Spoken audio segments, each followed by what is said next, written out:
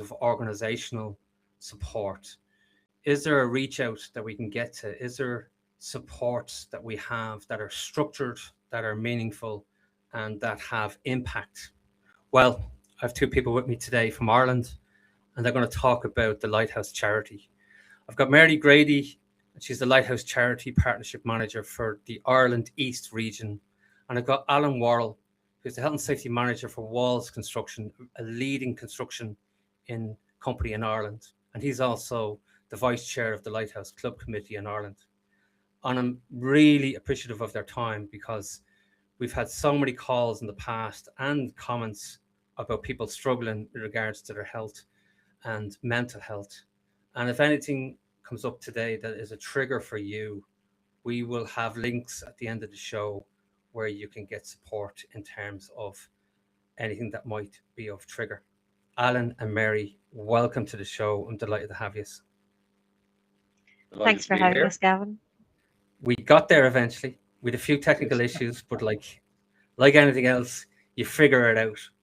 So Mary, maybe you kick things off with us first of all. You know, where did you get your career in construction, and how did this all come about that you are now in the leading position with regards to the Lighthouse Charity? And maybe just give us a quick overview on the charity. Well, yes, thank you. So I actually am only with the Lighthouse Charity since November, but it seems to be kind of a natural progression from my career to date. My background is in aviation, funny enough, but it was always with regard to kind of well-being and, again, a highly regulated industry where safety is paramount. I suppose in terms of the Lighthouse Charity, well-being construction and building a culture of care really needs to be out there at the forefront. The Lighthouse Charity was set up 70 years ago, really by construction workers for construction workers. And our aim is that no construction worker or their family should struggle alone. We offer 3 pillars of support: emotional well-being, emotional support, physical well-being support, and financial well-being support. Under each of those headings, different things fall under them, whether it be loneliness, whether it be mental health, whether it be suicidal thoughts, relationship breakdowns. We look after addictions. We help people through those and getting the right help. And we're finding that silent gambling actually is a big thing at the moment as well. But people struggle and they don't know where to reach out.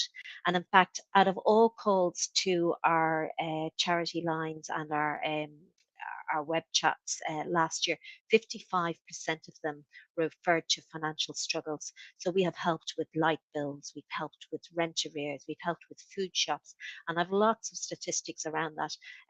But what we really want to do is really just to make sure that people who are struggling know that there is help out there, that they don't have to struggle alone, and to take note of our website and take note of our helpline numbers and our web chats, etc., and to tell them the pathways to help should they want it. Wow, amazing. In terms of your own role, Alan, where do you fit in here? I know obviously it's a major company that you work for, and for you to spend your own time or give up your own time, obviously as a volunteer, well done, congratulations for a start. Maybe how do you fit in? Where does your connection with regards to your role within the charity, and what does that look like? Yeah, thanks again for that. And Mary, you've certainly left me in the limelight there. Thanks for that. Really appreciate it. I suppose I've been involved in construction since about 1990, various different roles and functions.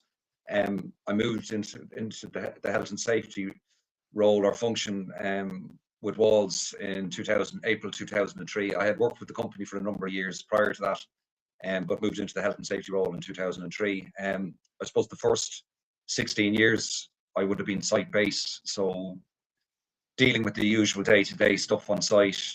People, you arrive at the site, inductions, inspections, audits, dealing with any incidents, accident incidents on site. It's the day-to-day stuff. The beauty of construction as an industry, every day is different. It's very fluid. It's very dynamic. That's one of the joys of the industry, is that it gives you great opportunity to develop your role in the industry if you feel it's for you. And certainly I had that for the 16 years and the various different projects I was involved, which were predominantly in the Dublin, Leinster region. I suppose in 2019, there was an opportunity to move up the company and move up the department. So I became a health and safety coordinator. So I went from a situation where it was my Monday to Friday and the odd Saturday I was based on site, to visiting site and supporting other members of the team. And I suppose things were starting to be on the up in the industry as well. We'd come out of the crash and a couple of very good years there, and obviously COVID kicked in 2020, and then it was a bit of a reset for us all. And then I suppose in 2022 I was promoted to health and safety manager within the company, which I'm very proud to hold the role. And as we talk here today, we've a team of 42 within the department, health and safety, environmental, highly professional individuals, supporting the site teams and also supporting the boots on the ground as well. In 2021, during just the second year of COVID, I was approached by one of our senior directors here to get involved in the charity. We had always been involved in the charity as a company, but I suppose to reignite and get somebody on the team, on the committee, get the committee active again. And it's hard to believe that's coming up to 5 years. And straight away, I found something that I felt I could really put my shoulder against the wheel on. Unfortunately, I've seen the situation where I've seen people dealing with various different situations in life, whether dealing with stress or dealing with other issues that kind of manifest themselves. Very much the HSE person on site, he or she is generally where, people will go or hover to as kind of signpost them where they need to go, or have you advice on this, that, and the other. And we always instill in members of the team, always keep your door open, adapt a holistic approach and help. And that's really the cornerstone of a very good health and safety professional, that they're a good listener and they're impartial and they're there to support and advise and to signpost. It's very, very important. So involvement in the charity, I then went and I became a mental health first aider, and it gave me an understanding about mental health and so forth. I have some experience of that, both personally and in my own family, and seeing the other side and how the help and support that is there, and through friends as well that have been affected by various different examples of it as well. So I felt it was an opportunity to get involved in it, in that I've not only experienced bad days and good days and bad days, not too many bad days, thank you. And I got involved with it and just love being involved in the charity. And there's a great energy there in the committee and attending the events and having the supporters involved, the various different companies, and getting the message out there. And being very proud to be involved in representing Walls as a company, as a tier 1 contractor, and representing the charity coming up to 5 years now. And wow. To continue to do that. And it's a little bit like health and safety. The job is never done. We're always developing it. We're always trying to make it better. We're looking at the resources. Mary coming on board in the last number of months has reignited and energized us all. And it's fantastic to have somebody like Mary. I've had an opportunity to do a few pieces with Mary over the last couple of months and attended a few events together, which is lovely to see. And that's the one thing about the charity, is that they're great people. They're people that care, and having that there is really great. Our committee is small, but we're very dynamic and we're very resourceful, and we want to go out, and it's all about making change. And that's really where I continue to have the energy for it as well. I'm one of these people that I'm a people person, and it's one of the key elements of the charity is having that engagement with somebody, and it's okay not to be okay, and to reach out to somebody, and as you get more and more into the understanding of what the charity does, and through doing the mental health first aid, of course, you get the little telltale signs where somebody's not themselves, and you know, Yeah. and like I'm not an expert on it, and I never allude to people. But it's understanding where to reach out to somebody and say, by the way, have you spoken to anybody about this, or are you aware of the service the charity provide you? And it's all free, and you know we'd be delighted to help you in any way we can. And there's nothing to be embarrassed about. I mean, it's out there, Mm. and it's out in the public domain now. I mean, mental health is Well, a huge thing there, you know. let's talk about that then. So say I'm, Billy Blogs, roofers, and mental health, as we all know, has touched everybody in some way, shape, or form. How do they get involved? Like, is it, you don't have to be too small, I'd imagine. You don't have to be too big. It's like, Yeah. maybe you could just give a bit of your time, or is there a membership model, or how does that work, guys? Maybe Mary, you're probably best to answer that. There are plenty of ways of getting involved. So we have plenty of models going, and I suppose the biggest thing to take out of all of this is that the need is rising.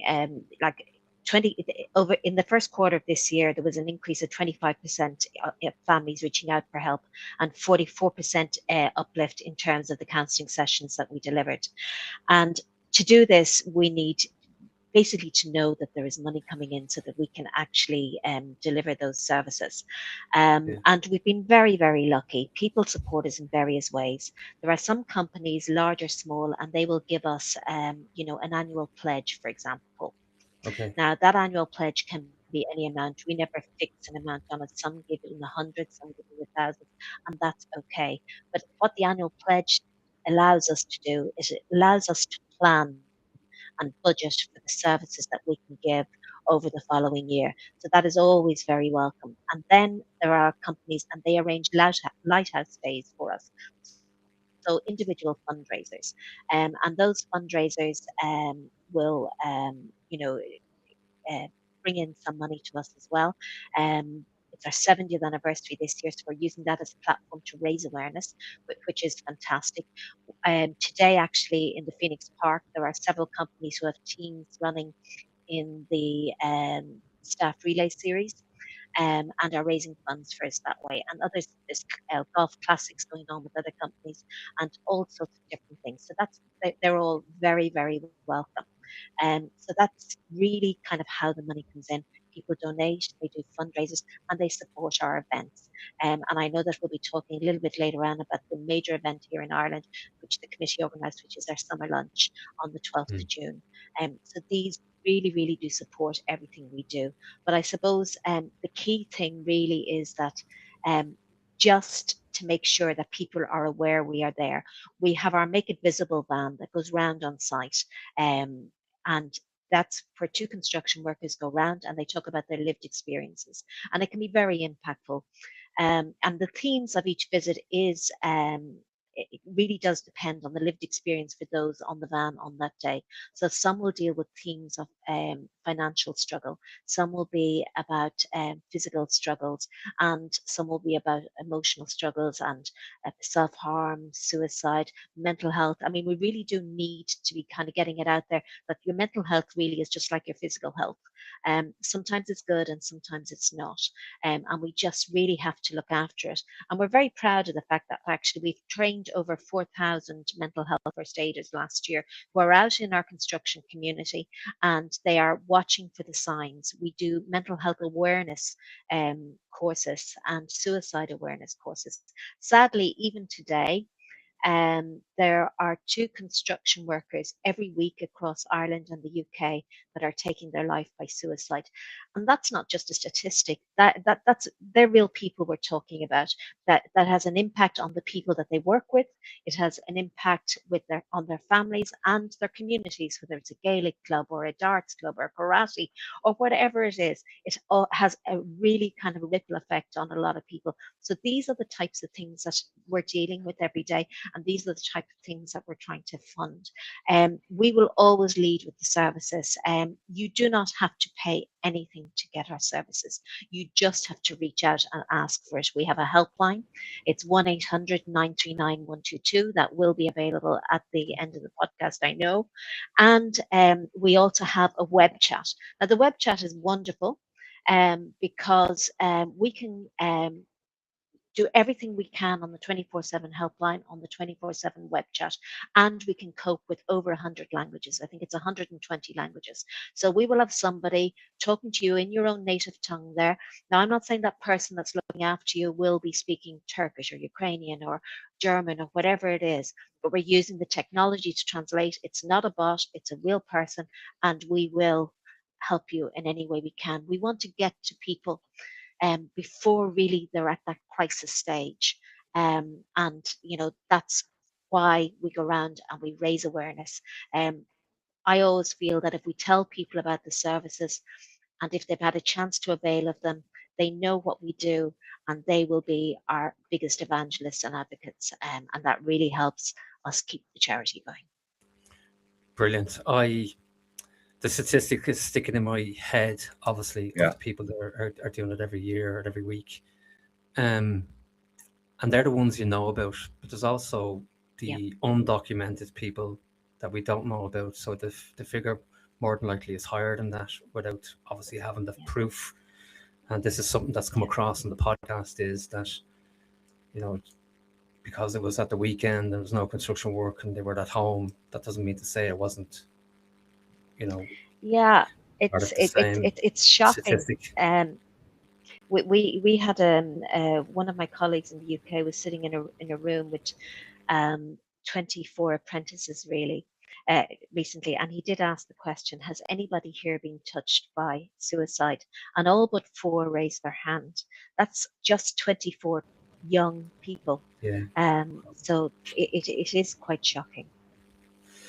Alan, can I turn to you? No problem. I'm going to throw a curveball at you because that's what we like to do here. I'm well used to them, don't worry. This is a fairly hard topic to discuss. So look, in fairness, Yeah. we don't want to be all doom and gloom about it. And there, No. there is a light for everybody that's listening or everybody that's watching. This is a good news story. This is not a bad news story. And, statistics need to be backed up. So this is why we need to talk about it. But I'll throw a curveball at you, Alan, just to get things kicked off. What about the mental health of health and safety professionals themselves? Yeah, because that's a right curveball, and thanks for that. I suppose what you talked about putting the light on the subject. Just, it's worth remembering the name of the charity, the Lighthouse Club, the Beacon of Light, and the significance of that. And around Ireland and the UK, we have beacons around on both the islands there, beacons of light. Where you need to go. So it's a fantastic thing, and as we all know, over in Ireland, those that are tuning in today from Ireland, with the Darkness and the Light there 2 Saturdays ago, which is now a global event, and 4:04 in the morning, I had an opportunity to be in it there last year, and it's a very somber, but a very fulfilling event to attend and participate in it there as well. And it's worth mentioning as well another event which people should consider. We have I'm involved in the athletics community, but they have what's known as a remembrance run or a remembrance walk in November, where we remember people that have passed in the last year, the month of November. And it would be, for me, I think, I haven't done it a number of times. It's a lovely way to bookend your year with your darkness and the light, and then the remembrance run for people that have gone as well. But that's for another day's discussion. To go back, the health and safety professionals, we are very much like I described earlier on, and we sometimes can be seen as kind of the mother superior, or go down and see Alan, or go and see Ben or John or Paddy, and they'll. But you're absorbing all that. You are. I suppose what we do is, like, we on pretty much all of our projects, we have we'd have 2 HSE people and working with very tight teams. The teams are working together, site managers, project managers, senior engineers, HSE advisor there as well. And some of our large scale projects, we could have multiple HSE advisors there. We also have a mentoring I can only talk about in the company I work for, but we'll talk about a little bit other. So we have a very active mentoring program there. And a lot of companies are now doing that now. We're checking in on the HSE guy and girl. How are you getting on? You had an event the last couple of days.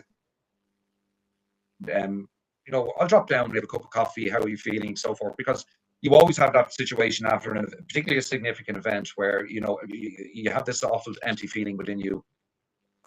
Did I notice that, or I've had to take statements or whatever there as well, and that can be very, very tough. So it really calls on the HSE professional to look at oneself and to be open and say, have the conversation and look for the support, and the help and support is there. And we're here to talk about the Lighthouse Club, but a lot of organisations, they have employee system programs and mental health first aiders, which Mary mentioned there earlier on. So the network is getting bigger, and rightly so. Like I heard an interesting statistic this morning that there's close on nearly 200,000 people working in the sector. And you think of all the tertiary sectors that are now, obviously getting the bounce from construction, and we're as we know, housing is a massive topic for discussion, as we know. But the supports are there, and being involved in the industry since 1990, through the 90s into the noughties and so forth, it's certainly getting better. The challenges are still there to get the message out, and particularly with the male counterparts in the industry. But the younger people are really taking on board this, which is fantastic to see. Old people that are a lot older, that we've different ways of dealing with it.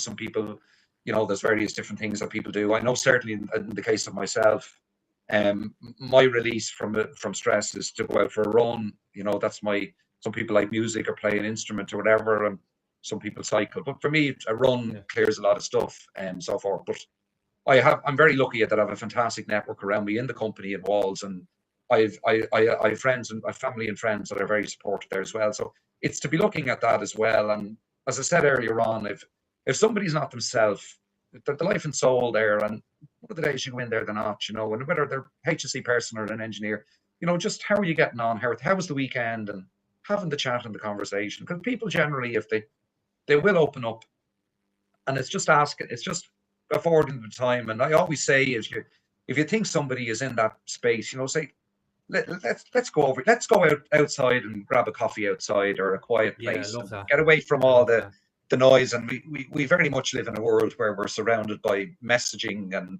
all sorts of stuff. But to go to a quiet place and have the conversation and say, listen, well, have you heard of the Lighthouse Charity and the supports that they provided? I keep alluding to the fact that we are very much signposting here. I'm not a psychologist. I'm not a counsellor. You have to be very aware of your parameters and what you can do. One of the things that I instill in members of my HSE team is, always know where you need to reach out for assistance and support. And the sign of a good HSE professional, or anybody in any profession, is to know where to ask for that bit of help and support as well. And there's nothing wrong with that. Just be afraid by doing that.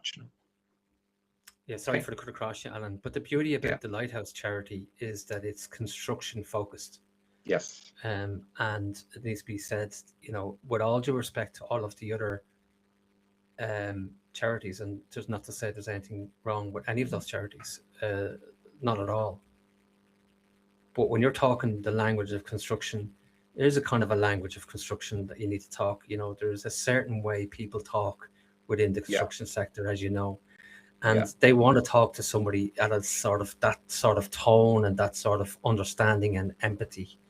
And I feel, from even listening to the UK counterpart of the Lighthouse Charity, from talking to people involved in that charity, that is a fundamental part of it as well, is that we get you, we understand you, we know where you're coming from, we know where the stresses are within that sector that you are. And I think you've mentioned something really important, which is to take somebody out of the environment that they're in when you know that there's a trigger point here. Remove the person out of the situation into a safe environment. It doesn't, even if it's down the road in a Starbucks to go for a coffee, just to take them out of that sort of immediate risk zone.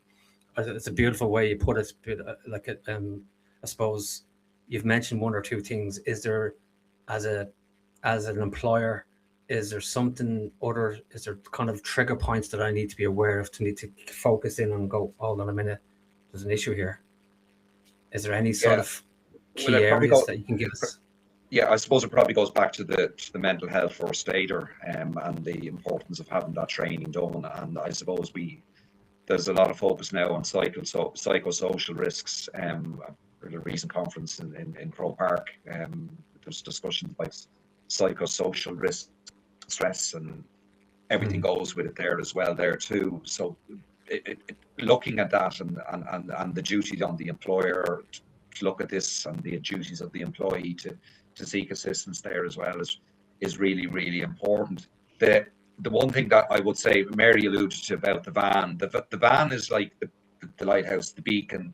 When the van is driven by guys that have been through this, have had to do with maybe a mental health, or maybe something in their personal lives, maybe bereavement, or maybe a breakdown of a relationship, or maybe financial. The guys in the van, I know that's a statement that we often hear, the man in the van, or the guys in the van. But the van is very much, when it arrives to site, a very wonderful thing happens. The guys are kind of shimmying over to the van, and the guy comes out and he talks about it.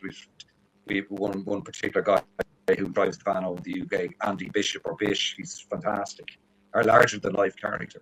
But the guys will talk about their own experiences and what they've been through, and you can hear a pin drop. What's going on? They are genuinely listening, and the reason why they're listening is because they're listening to somebody talking that has lived the experience, and it works in construction. 100%. Whether they be a brickie or a steel fixer or a driver or whatever, that they know it. And what happens is, when the talk is over, the lads will stay around a half an hour or 45 minutes, and they're there and available. But to see somebody going over, say, listen, can I have a word with you, Andy, or have a word with you, Craig? I lost my brother through suicide. Or what you said today really meant something to me. Can I have 5 minutes of your time? And to see that happening in a very much, and it's changed, the industry is changing so much. It's fantastic to see the amount of women that have come into the industry in the last couple of years. And I think that is a fantastic thing to see. The industry is becoming more of a softer side to it, which is lovely.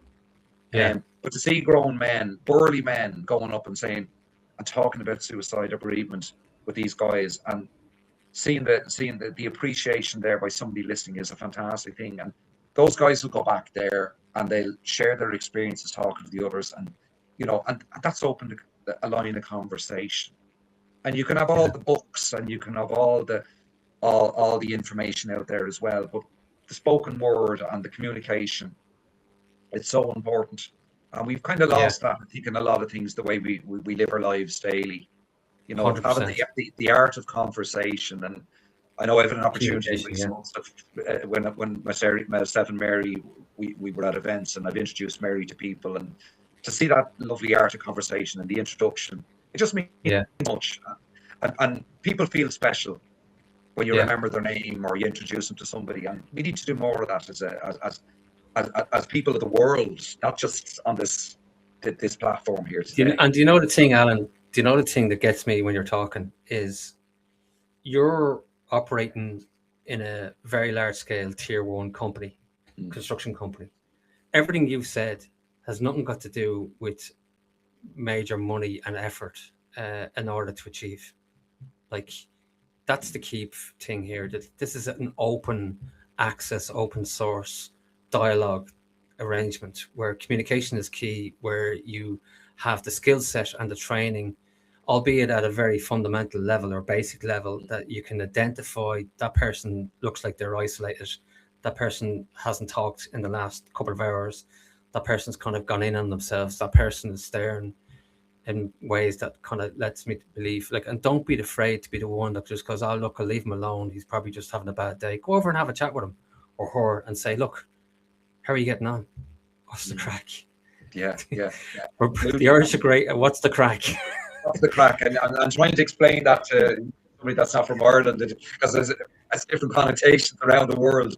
But I think that the one thing that we need to be aware of is that, and we are a large tier 1, and and it's fantastic to see. I was on site yesterday. We have a map of the world in one of our projects, and we had a gentleman with me yesterday who would be regarded as a guru in the health and safety world in Ireland. I won't mention names, but I showed them a map of the world and all the different nationalities working for Walls, the company, and that's replicating in all the tier ones and all the other contractors as well. We are a sector now embracing different nationalities. And the other thing is as well, having a happy workforce, having a healthy workforce, but having a workforce that feels wanted and appreciated. It creates a level, it creates a bounce or a fee or a level of well-being. It also creates a feeling, I'm not just a number here. I'm participating in a project, whatever the value it is, and I'm making a difference there as well. And when people feel valued and they feel appreciated, it does give them a lift, because we go home today after we've done the podcast, we do whatever we do, we engage wherever. A lot of people over living in Ireland, I'm sure probably around the world. Maybe they're far from home, and maybe they're the main breadwinner and they're sending money back, and they may be going back to a flat, maybe they're sharing with other people, or maybe going back to a flat they're living on their own. But being appreciated for the work that you do during the day is it's a very uplifting feeling, and it might encourage them to say, you know what, this is an avenue maybe to get involved. Maybe I could become a spokesman for the Lighthouse Club on the ground. And I can talk to the site manager or the foreman and say, listen, a previous job I was on there, the Lighthouse Club were out, and the lads were fantastic, and Mary of Grady followed up with the contractor, and a couple of the companies become supporters there, and why don't you think about doing that? So the line continues, so the chain gets bigger and bigger. And that's what we're trying to do. We're trying to build a community here. We're trying to build a community of people getting involved with the charity.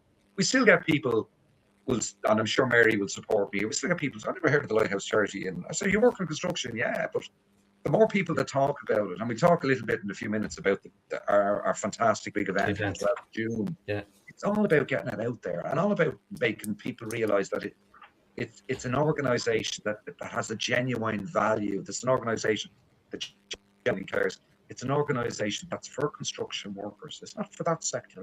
It's for you guys. We're living and breathing it. So are you too. Let's meet and let's make things better. And let's look out, and it's looking out for each other. That's what we want to do. Yeah, and I think, if you don't mind me saying so, it's about casual conversations, and it's about having people feel relaxed in the workplace environment, that they have this sort of release mechanism. And I think back to one of our episodes where we had a guy on who is a barber, and he basically lands up to the construction site with all of his barber chairs, and his barber friends dedicate a day of their time to just cut people's hair on site and let them have a chat. Because they felt that when they were in the relaxed, the barber probably knows more about people than anybody else. And the taxi man and the taxi woman. And the taxi man, taxi woman, the whole lot. You have to be very careful with these things. All right, Mary? But I suppose the real message here is that, well-being is more than fruit cups and oatmeal, breakfast and that type of thing. It is really about having the conversation. And that's what we're hoping to get out of all of this, that it's okay to have that chat. It's okay to open up. Everybody has the same issues. And if you're struggling, those struggles walk on site with you. And, you need to be able to talk to somebody about it. Yeah. So I guess really that is the key message. It's okay to talk, and we just need to be able to give people the space to do that, and to kind of invite them for the quiet chat, etc. Give them the opportunity to open up. Considering Alan has taken up most of the talk time on this podcast, I think I'll switch it over to you, Mary. Let's me or you just were excluded. He's a very good advocate. I tell you, he's proper salesman. I don't know. I don't think other avenues there, but we leave it at that for today. I think he missed his calling. I think there's a salesman in there, or there's a front of house person that can just. Well, I did all that. I did that in a former life. There you go. Sorry, Mary. It was brilliant. You did an excellent job on it, by the way, and okay, thank you. Obviously, you would be in the position you're in only for that.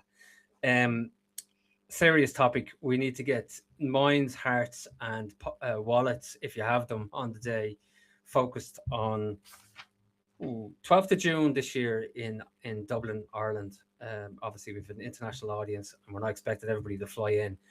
But people can support the charity, and if you like what you do, which obviously there's no question about what you guys do, it's admirable and it's honourable, and we appreciate everything that you do.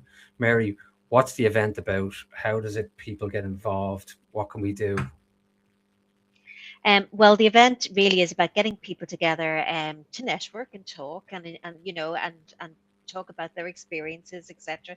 There will be a fantastic panel on the day that Alan had no small part in it, a huge part actually, in putting together. There's a sports panel there that will talk about the, their struggles and how they've got to where they are and how they cope.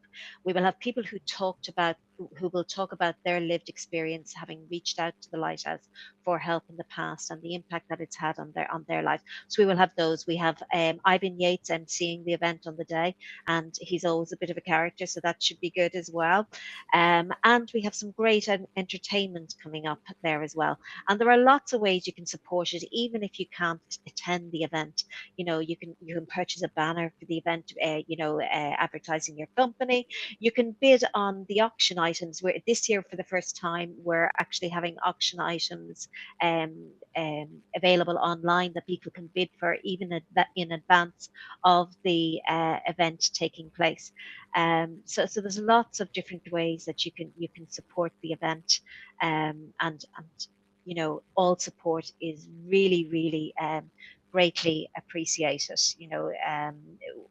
We wouldn't be able to do what we do without the support of the people that really give so generously to us. And I have been really, really amazed at the companies that have reached out and said, oh, we'll donate 2 tickets for, or we'll donate whatever for whatever price.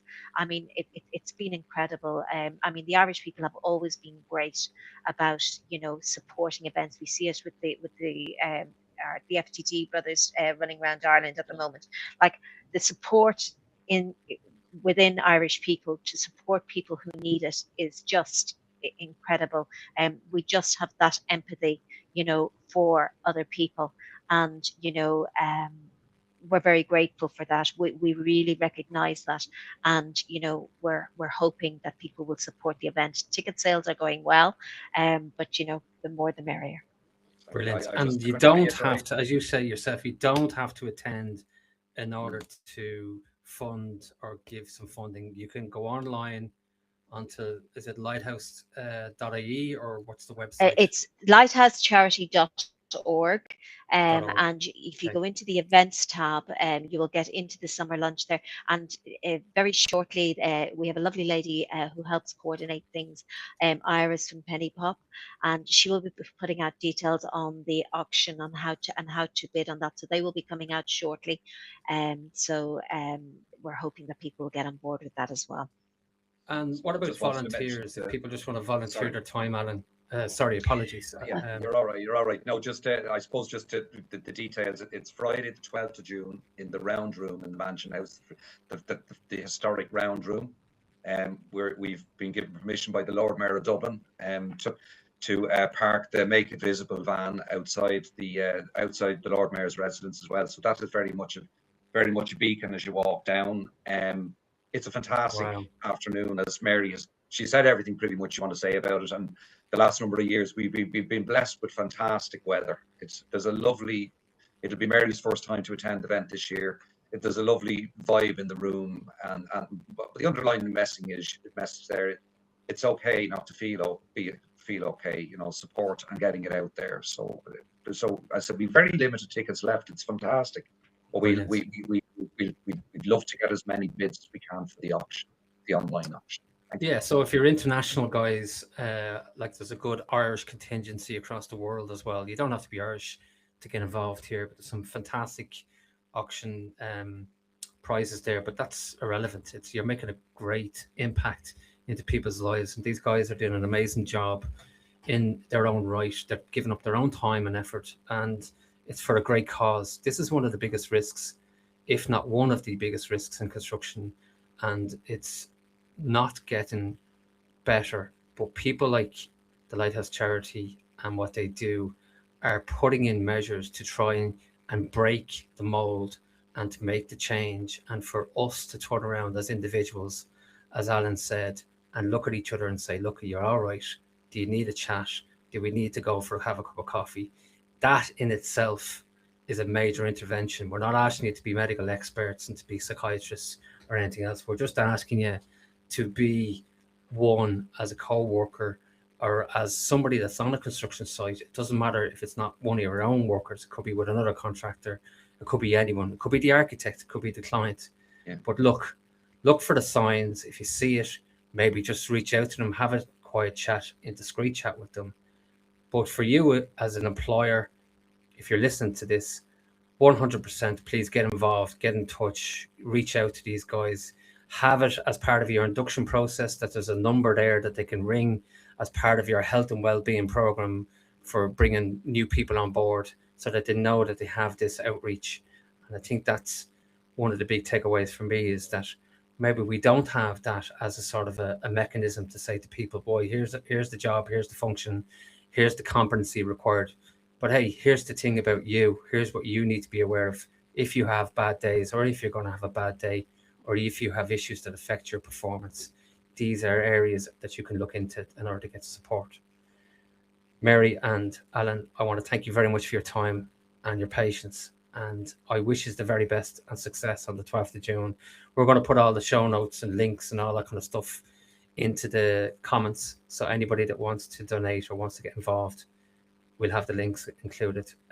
We wish you the very best on the day, and thank you so much. I just Thank you very much. as I was kind of wrapping up there, you mentioned about reaching out. If anybody reach out to your project manager, site manager, your HSE advisor, certainly in the company I work for. Our teams are well versed in relation to that. If you're interested in getting involved, we'd absolutely love to have you involved. And signpost as well, how you find out. No problem, Mary. Thank you, Alan. Could I just mention before we finish up that we are putting in kind of call out for volunteers across all of Ireland, to support at events, to support with mental health awareness talks as well. And, if that's something you're interested in, please do reach out. I'd be happy to hear from you. And secondly, the pathways to help. We have our helpline. We have our web chat. We have our app, the Lighthouse Charity app, that you can download on your phone.